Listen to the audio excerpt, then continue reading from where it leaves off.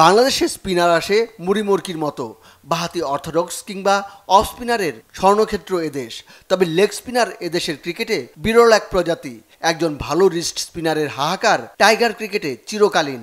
একটা সময় অলোক কাপালি আন্তর্জাতিক ক্রিকেট মাতিয়েছেন, তার অবসরের পর জুবায়ের হোসেন লিখন স্বপ্ন দেখিয়েছেন। ধূমকেতুর মতো উত্থানের পর হারিয়ে যেতেও সময় নেননি এই লেগি। তানভীর হোসেন কিংবা আমিনুল ইসলাম বিপ্লবও সবুজ জার্সিটা গায়ে জড়িয়েছেন, আবার হারিয়েও গেছেন কালের বিবর্তনে। অবশেষে ঘূর্ণির ভেলকি নিয়ে বিশ্বকাপ মঞ্চে হাজির রিশাদ হোসেন। শ্রীলঙ্কার বিপক্ষে তার পারফরমেন্স আশা জাগাচ্ছে বাংলাদেশের ক্রিকেট ভক্তদের।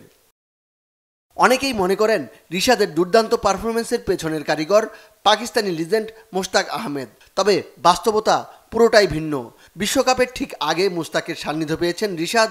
একজন লেগি তৈরিতে বছরের পর বছর ধরে সংগ্রাম করেছে সাবেক নির্বাচক কমিটি ও টিম ম্যানেজমেন্ট। সাবেক প্রধান নির্বাচক মিনহাজুল আবেদিন নান্নু তাই মজা করেই রিশাদের পারফরমেন্সের জন্য তাদের বোনাস দেওয়ার দাবি জানালেন।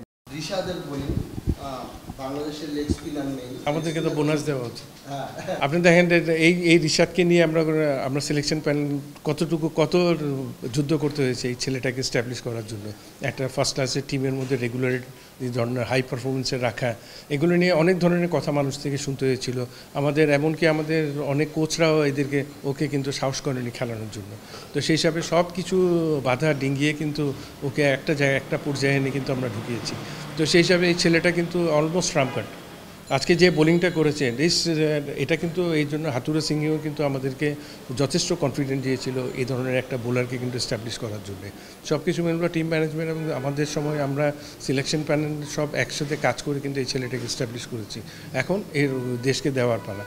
এদেশের ক্রিকেটারদের সামর্থ্য আর সমর্থকদের প্রত্যাশায় আকাশ পাতাল ব্যবধান। বেশিরভাগ সময়ই টাইগাররা হতাশ করেন সমর্থকদের। তাই তো তরুণ কেউ পারফর্ম করলেই তাকে নিয়ে নতুন আশায় বুক বাঁধেন টাইগার ভক্তরা। কখনো কখনো যার সীমা ছাড়িয়ে যায়। এখানেই ভয় নান্নুর। আমরা তো যে কোনো সময় যে কোনো একটা খেলোয়াড়ের পারফরমেন্সকে নিয়ে কিন্তু যথেষ্ট হাততালি দেওয়া শুরু করে দিই, বাট একটা জায়গায় একটা লিমিটেশন থাকা উচিত। ছেলেটাকে খেলতে দিন, এমন কোনো ডিস্টারবেন্স করবেন না যাতে আবার সেই পারফরমেন্স নিয়ে টানাটানি শুরু হয়।